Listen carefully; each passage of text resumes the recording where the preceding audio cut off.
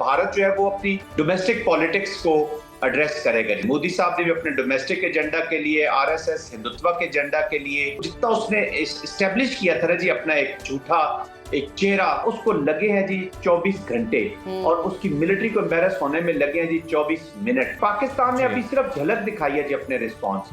Pakistan response was more deep and more effective. नाजरीन, मकार दुश्मन भारत के खिलाफ तारीखी फतह से खित्ते का मंजरनामा यकसर बदल चुका है। पाकिस्तान ने एक बार फिर अपने फौलादी अज़्म, नाकाबिले तस्खीर दिफा और अजीम अस्करी हिकमत अमली से भारत को शिकस्त फाश देकर यह साबित कर दिया है कि खित्ते में असल ताकत और इस्तेहकाम का मरकज सिर्फ और सिर्फ पाकिस्तान है। यह सिर्फ एक फौजी कामयाबी नहीं बल्कि एक नजरियाती फतह है जिसने भारतीय गुरूर, फरेब और झूठे बयानिए को खाक पे मिला दिया। पाकिस्तान की इस अजीम फतह पर पाकिस्तानी कौम का जज्बा आसमान को छू रहा है।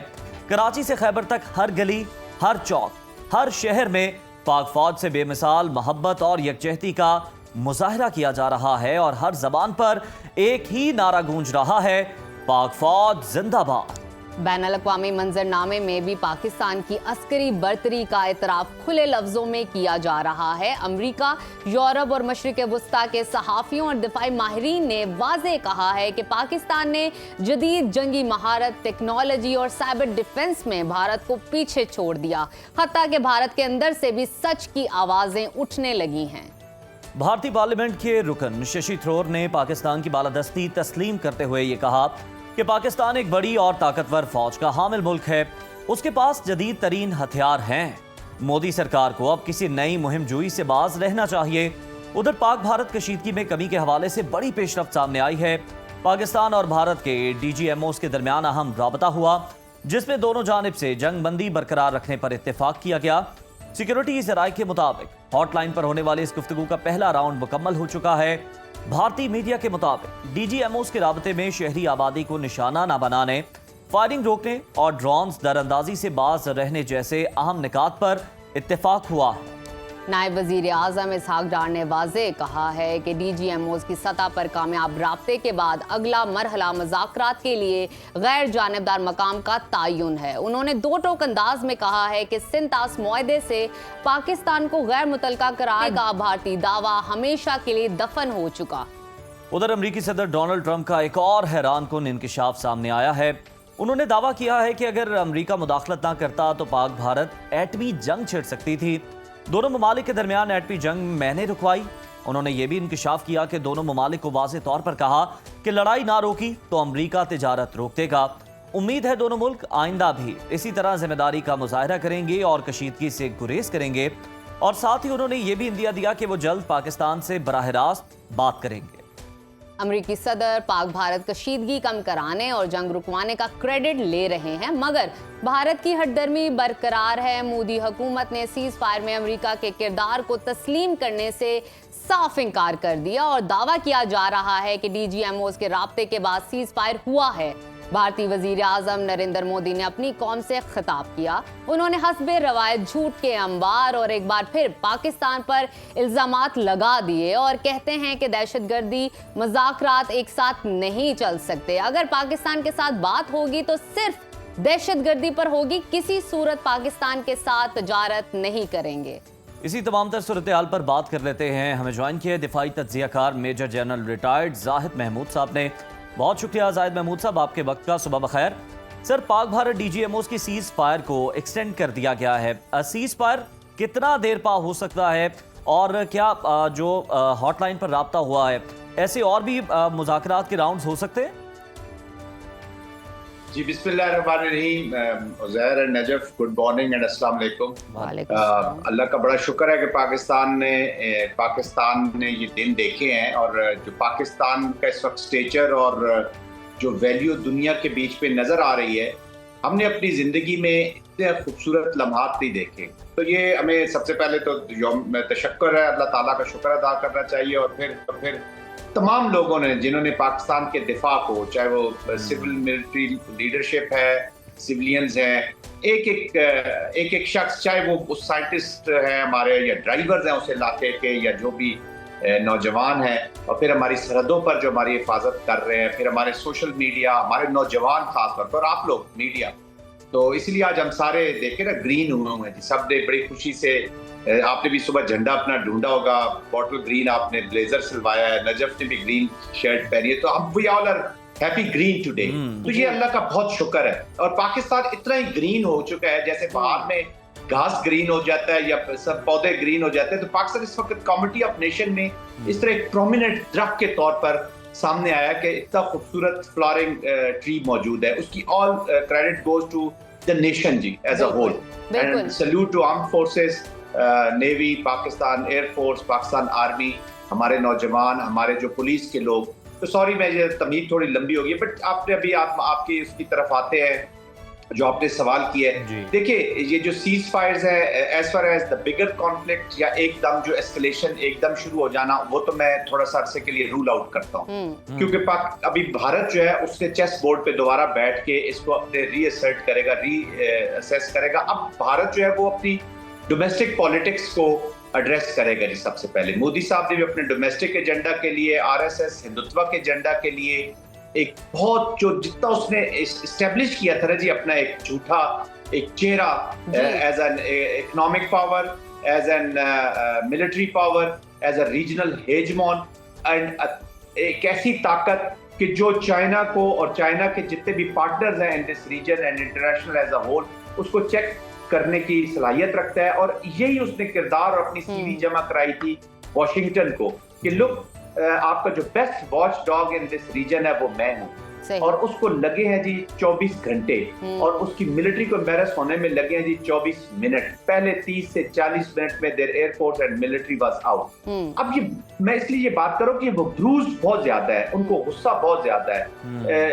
इतनी बदनामी शायद ही किसी इतनी बड़ी मिलिट्री को, 13-14 लाख की आपकी मिलिट्री है, इतनी एयरफोर्स और राफेल S-400 दुनिया का महंगा तरीन निजाम, और आप एम्बेरस होके खत्म हो गए 24 से 25 मिनट में, 40 जाहिद साहब उनको इतना गुस्सा है, इतनी फ्रस्ट्रेशन है कि अब भारतीय मीडिया रिपोर्ट कर रहा है कि भारत और मसला कश्मीर और सिंतास मुआहदे पर बात करने के लिए हम तैयार नहीं हैं। और यहाँ अगर देखा जाए तो दोनों ममालिक के दरमियान बुनियादी मसला ही यही है। अगर भारत ट्रंप की सालसी भी नहीं मानता तो फिर तादेर अमन और तवील सीज फायर मुमकिन होगा, क्या कहेंगे इस पर? नजफ, ये वो भारत है जो आप स्क्रीन पे देखते हैं जी, या जो इनकी पॉलिटिकल स्पीचेस में सुनते हैं जी। तो पॉलिटिक्स बड़ी क्रूएल है जी। पाकिस्तान में भी आप देखते होंगे कि पॉलिटिकल स्पीच में और पॉलिसी में बड़ा फर्क होता है। What happened on ground is कि भारत ने जब देखा है कि जी हमारे साथ तो स्ट्रेटेजिक बैलेंस जो है, या जो एक रीजनल बैलेंस जो है, वो within no time shift हो गया है। इंटरनेशनल कम्युनिटी पहले 24 आवर्स आफ्टर कॉन्फ्लिक्ट, मैं ये देख रही एनालिसिस कर ले, मैं कोई अपने पास से एक इमोशनल बात नहीं कर रहा, एनालिसिस पहले 24 से 36 घंटे में आप इंटरनेशनल कम्युनिटी स्पेशली वेस्ट और वाशिंगटन के एटीट्यूड देखें। प्रेसिडेंट ट्रंप थोड़े से खामोश हैं और जेनेरिक उन्होंने एक बात कर दी है। मार्क रूबियो जो है वो इफेक्टिव हुए हैं, बातचीत कर रहे हैं खामोशी के साथ, और जेडी वैंस जो है वो जेस्टरिंग पोस्टरिंग कर रहे हैं कि जो हमारे तो इस कॉन्फ्लिक्ट से लेना देना फिलहाल नहीं है, और ये उनका अपना 2 कंट्रीज हैं, वो कोशिश करेंगे, मान गए तो मान गए। लेकिन जो ही एनवायरनमेंट चेंज होती है और उन्होंने देखा कि जैसे हाउस ऑफ कार्ड, वो जैसे पैक ऑफ कार्ड्स ऐसे जैसे गिरते हैं ना जी, वो उस तरीके से वो चीजें गिरी है और वो बिल्कुल टूटा है। तो वो अचानक ही जो ऑप्शन 3 है या 2 है या जो भी थी, वो वर्कआउट होती है और वो उस कॉन्फ्लिक्ट को रुकवाते हैं। और भारत उनसे इनडायरेक्टली, भारत का हमेशा वतीरा रहा है जी। आपको मैं थोड़ी सी हिस्ट्री भी बताता चलूं, आप लोग यूथ इसलिए है कि यूथ को भी पता होना चाहिए कि होता क्या है। पुलवामा में भी ये हुआ कि भारत एक एस्केलेशन कर देता है और साथ ही अपने दोस्तों को कहता है कि जी आप पाकिस्तान को कि बस जो हो गया वो हो गया, अब इससे आगे नहीं बढ़ना। तो इससे आगे तो पाकिस्तान है ना जी। पाकिस्तान भारत के कॉन्टेक्स्ट में रेड लाइन है जी, रिस्पॉन्स ने जाना है। लास्ट टाइम भी यही हुआ, इन्होंने कहा कि जी आपने जो रीगेन किया था जब पुलवामा का इंसिडेंट हो, तो पाकिस्तान ने डेटरेंस रीगेन कर लिया है, आपने उनके जहाज 2 गिरा लिए हैं, पायलट आपके पास है, तो एक फेस सेविंग के लिए इनको एक आध मिसाइल के फायर कर लेते हैं, इनको सेटिस्फेक्शन हो जाएगी। तो पाकिस्तान ने कहा था जी ये बिल्कुल करे, लेकिन ये 2 करेगा तो हम 4 करेंगे। इस दफा उन्होंने शुरू किया, जो भी कॉन्टेक्स्ट था उन्होंने 21st सेंचुरी या स्टैंड ऑफ से उन्होंने चीजें यूज की। फिर पाकिस्तान में 57 एयरलाइंस वर इन एयर, तो पाकिस्तान का डिफेंस सिस्टम जो था ये उसको और वल्नरेबल भी नहीं करना चाहते थे। जगह अटैक हो गई या जो भी उन्होंने एंगेज कर ली, कोई बात नहीं। प्रॉब्लम तब होती पाकिस्तान रिजॉल्व ना रखता और पाकिस्तान रिस्पॉन्ड ना करता। पाकिस्तान ने फिर अपनी चूजिंग जो उन्होंने अगर 55 मकामात पे मारा तो पाकिस्तान 26 मकामात उनके टारगेट किए। दिल्ली के अंदर भी आपके ड्रोन उड़ते रहे, तो जो एक और फिर आपने जो साइबर में किया, आपने शट डाउन कर दिया, जो चोक्ड इंडिया वाज चोक। तो फिर ये स्क्रैम्बल हुए हैं और फिर ये ड्रामाबाजी, ये स्पीचेस में आप जो देखते हैं इंडिया ये कह रहे हैं वो कह रहे हैं, on ground things are different, Kashmir is back on the agenda. Zahir साहब, चले साइबर के मैदान में ही हम बात कर लेते हैं कि इंडिया को बड़ा मान था, सिलिकॉन वैली की तर्ज का उन्होंने सिलिकॉन सिटी बना रखा है और बताते हैं कि जनाब हम दुनिया भर में अपने IT माहिरीन भेजते हैं, हम बहुत आगे IT में, तो ये साइबर हमले क्यों नहीं रोक सके कम अज कम? मैंने बताया ना कि ये शरेड है और देवर शॉक के पाकिस्तान किस फील्ड, वो समझे कि शायद ये पाकिस्तान बस वो कश्मीर पे या इसको लिमिटेड इनकी कार्रवाई है, फौज के ऊपर ये डिपेंडेंट है। और देखिए ना अभी इनके अपने एक पुराने जनरल है, जनरल DG अटल है PR शंकर, कल मैं उनका इंटरव्यू सुन रहा था, वो अपने ही लोगों से एक TV प्रोग्राम बात कर रहे, वो कह रहे थे कि आई विश कि ये जो चाइनीज इक्विपमेंट या चाइनीज स्पोर्ट से जो इक्विपमेंट बनाया जाता है ये चाइनीज ही यूज करें।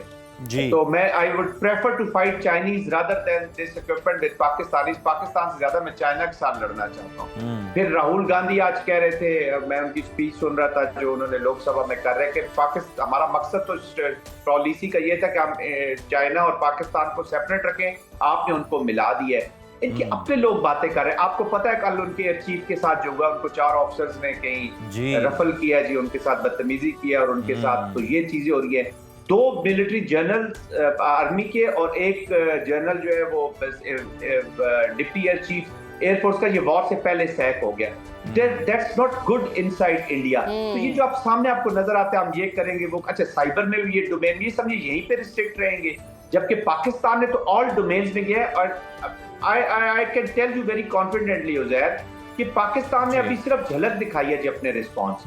Pakistan response was more deep and more effective. उसी एम्बैरेसमेंट को रोकने के लिए देखिए, किसी भी मिलिट्री कमांडर का एक बहुत बड़ा मिलिट्री ऑब्जेक्टिव होता है वॉर में, to embarrass the opponent military. इसका मतलब ये होता है कि उस मुल्क के अपने लोगों की आंखों में उसकी मिलिट्री की वक़्त खत्म हो जाए। Same thing happened in with Indian military, और वो भी नो टाइम। फिर जिस तरीके से कश्मीर में, ये तो आप तो राफेल्स और ये तो S-400 जो इसकी सेंटर ऑफ ग्रेविटी समझ रहे, दे वर टेकन आउट। और ऑन ग्राउंड जो पोस्टों पे हमारे बच्चे लड़ रहे हैं, और पोस्ट वहां पे कश्मीर में ऐसे जी कि कोई 50 मीटर्स पे है, कोई 40 मीटर्स पे है, कुछ थोड़ी सी डीप है, तो eyeball to eyeball. और जिस तरीके से वहां पे ऐसे जैसे शब बारात मनाई जा रही है।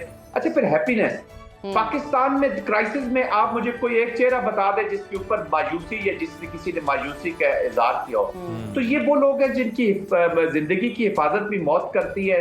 और अभी तो इन्होंने झलक दिखाई है जी पाकिस्तान की। But having said that, Pakistan remained the responsible state. हम न्यूक्लियर कॉन्फ्लिक्ट है, पाकिस्तान ने स्टेबिलिटी को एड्रेस किया है, पाकिस्तान ने ह्यूमैनिटी को एड्रेस किया है, पाकिस्तान ने मोरालिटी को एड्रेस किया है, पाकिस्तान ने अपने रिजॉल्व और रेजिलियंस से ये जंग जीती है। And credit goes to each and every member of the society, each and every member। बिल्कुल ठीक। जाहिद साहब, मैं इस मुख्तसर जंग में आपसे बात करना चाहूंगी, आपके ख्याल में पाकिस्तान ने अपने पत्ते कैसे खेले हैं, अपने कार्ड्स कैसे खेले हैं? अगर हम मिलिट्री टर्म्स पर बात करें तो हमने खित्ते में, दुनिया में क्या इम्पैक्ट छोड़ा है, क्या इम्पैक्ट क्रिएट किया है, और साथ ही साथ हमारी क्रेडिबिलिटी कितनी बड़ी है, और इससे पाक भारत मिलिट्री बैलेंस में कितना फर्क आया है?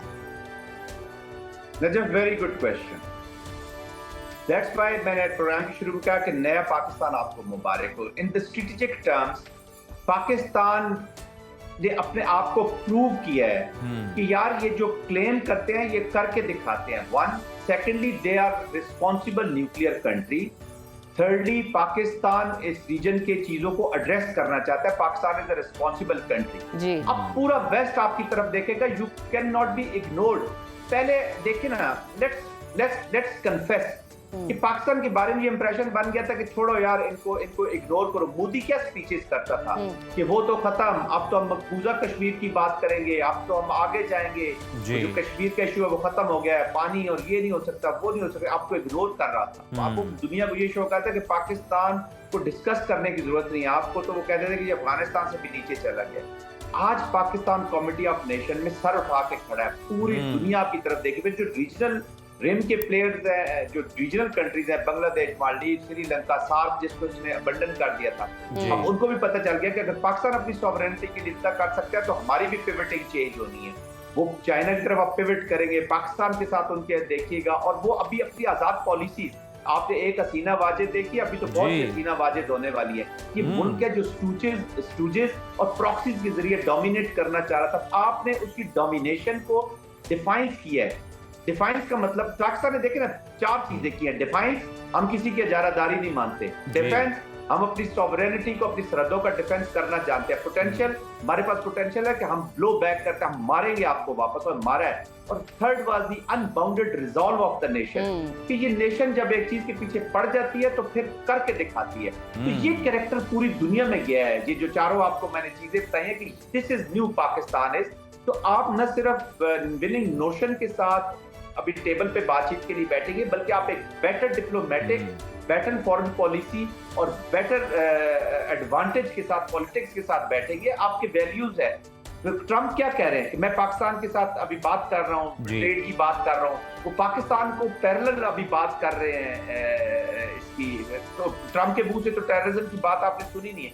अब वो टेररिज्म डिस्कस होगा जो हमारे ऊपर हो रहा है। यस, उनकी भी देखिए, जो मुल्क बातचीत करते हैं तो हर किस्म की बातचीत होती है, but terrorism as a whole, Kashmir as a whole and water issue as a whole, this will be on the table. बिल्कुल, ये तमाम तर जो मौजूआत हैं जाहिद साहब, जब टेबल टॉक्स होंगी तो फिर ये ज़ेर बहस भी आएंगे। सर, तज्जियाकार ये कह रहे हैं कि पाकिस्तान ने भारत का न्यू नॉर्मल मुस्तरद करके अपना डेटरेंस दोबारा इस्टेब्लिश किया है। क्या ये पाकिस्तान अपना डेटरेंस बरकरार रख पाएगा कि भारत दोबारा एग्रेशन ना दिखा सके किसी भी सूरत में? ज़ाहिर अभी इंडिया को सदियां लगेंगी जी, टाइम लगेगा टू रीगेन देयर रिस्पेक्ट। और ये जो मिलिट्री का जो ऑपरेशन हुआ है ना जी, ये तो इसको टाइम लगेगा अपना रीगेन करने के लिए। लेकिन जिस चीज से देखिए ना, 2019 में हमारी पिछली एस्केलेशन, तो लोग कहते थे कि जी वो ड्राइंग बोर्ड्स पे गए हैं, वापस गए हैं, उन्होंने राफेल इंडक्ट किए हैं, 400 किए, अपनी स्ट्रेंथ की है, और उसके बाद 6 साल के बाद उन्होंने ये कार्रवाई दोबारा की, बिल्कुल तैयार होके आए हैं। तो पिछली दफा तो भी कुछ थोड़ा नुकसान हुआ था, इस दफा तो इतना नुकसान हुआ जो एक न्यूक्लियर पावर जब एम्बेरस होती है ना, ज़ाहिर उसकी इम्प्लीकेशंस होती है। अब पूरी दुनिया में जो इंडिया और इंडियन है ना, वो लगेगा कि यार ये संदूर टाइप लोग जो है ना, ये बस संदूर तो लगा सकते हैं, फिल्मों वाला संदूर ऑन ग्राउंड इनको संदूर कोई और लगा के चला गया। और इनका जो संदूर जो है ना, वो ऑपरेशन कलंक का टीका बन चुका।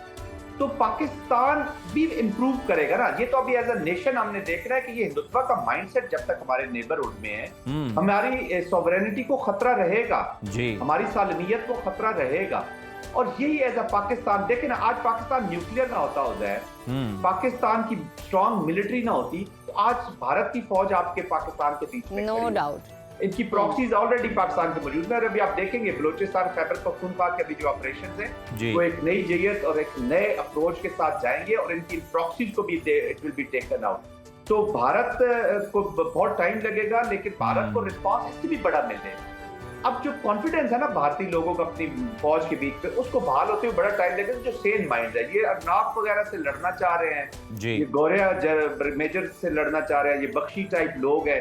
मीडिया आपने उनका देख लिया है, जो मीडिया की आप देखें रिस्पेक्ट किधर चली गई, क्योंकि सच के ऊपर नैरेटिव चलाया आपने। आपका यूथ इज काउंटेड फॉर के यार ये बच्चे हमारे जो है, ये सिर्फ वो सोशल जाहिद साहब, उनके अंदर से आवाजें उठ रही हैं। बहुत सारे व्लॉगर्स, बहुत सारे यूट्यूबर्स उनके फेक जो मेन स्ट्रीम मीडिया के न्यूज़ है उसको डिस्कस कर रहे हैं, उसका सच जो है सोशल मीडिया पर दिखा रहे हैं, लेकर आ रहे हैं, उसके बारे में बात की जा रही है, तनकीद का निशाना बनाया जा रहा है गोदी मीडिया को।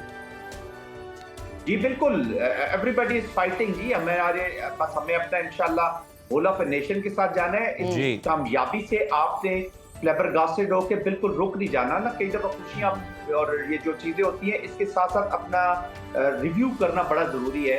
देखिए इनमें भी हमने कुछ मिस्टेक शायद की होंगी, इसमें से भी सीखना है। इस क्राइसिस में से एक अल्लाह ने एक अपॉर्चुनिटी दी है, तो इससे हमने फायदा जरूर उठाना है। बट अच्छी और मैच्योर नेशन हमने बन के दिखाना है ना। हमारा स्टेचर जब बड़ा है तो हमारा थिंकिंग, हमारी सोच, हमारी पॉलिटिक्स, हमारी इदारे, हमारे हर चीज, we all have to rise. Institution, अभी आप अगर सुन्नो में काम कर रहे हैं तो सुन्नो में उजैर और नजफ, ये दो इंडिविजुअल्स नहीं होने चाहिए। आपने पूरे सुनो को, सिस्टम को, आपने इदारे को ऊपर लेके जाना है कि हम कंट्रीब्यूट कैसे करें जी। इदारा स्ट्रांग होगा तो आप लोग सारे ज्यादा प्रोटेक्टेड और ज्यादा। बिल्कुल जाहिद साहब, आप दुरुस्त फरमा रहे हैं कि यही फ़र्क है भारत में और हम में, भारतीय अफवाज में और हमारी मुसल्लह अफवाज में, कि हम सिर्फ फतह के शादियाने नहीं, फतह यकीनन मनाई जानी चाहिए और यौम तशक्कुर भी हमने मनाया।